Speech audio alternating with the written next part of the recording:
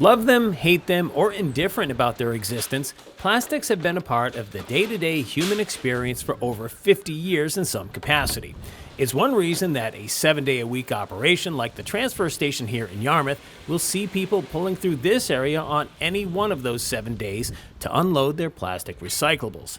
Since the advent of dual-stream recycling, where multiple types of recyclable materials are combined in one container, the industry has seen a greatly increased market share of participants, and that's a net positive. It means that much more recyclable material is staying out of the landfills.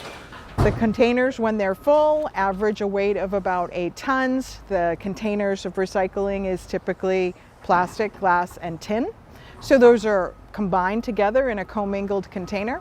They go up to our commercial transfer station, they get picked up there, and they get hauled to the recycler, which is called E.L. Harvey. In spite of the increased efforts by the recycling community, a 2018 national study by the EPA shows that plastics still make up over 12% of all municipal solid waste.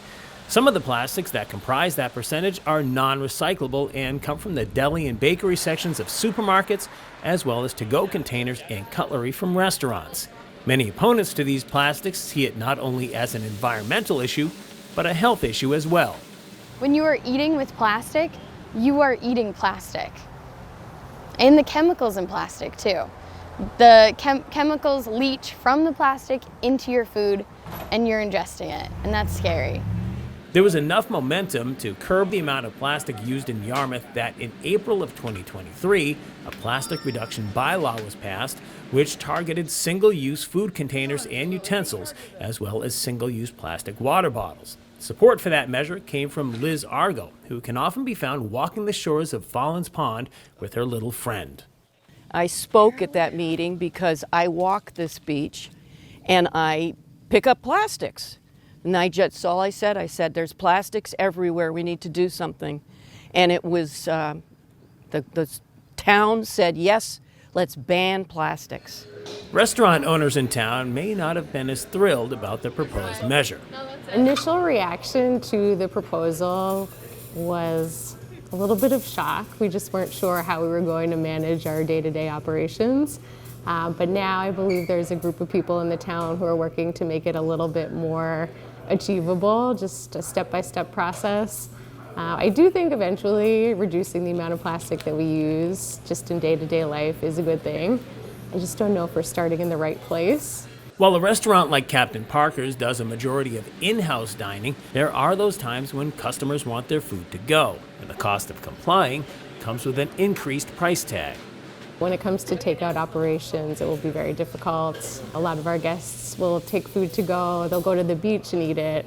So they need plastic utensils, napkins, bags, to-go containers, things like that. And a lot of our options do comply. It's a lot of paper and recyclable material, but there are a lot of things that are still plastic. So when we looked into making some changes, it's just very costly for the business. That additional cost would also apply to all of the other restaurants within striking distance of Captain Parker's and beyond if the bylaw stands and goes into effect on January 1st, 2026.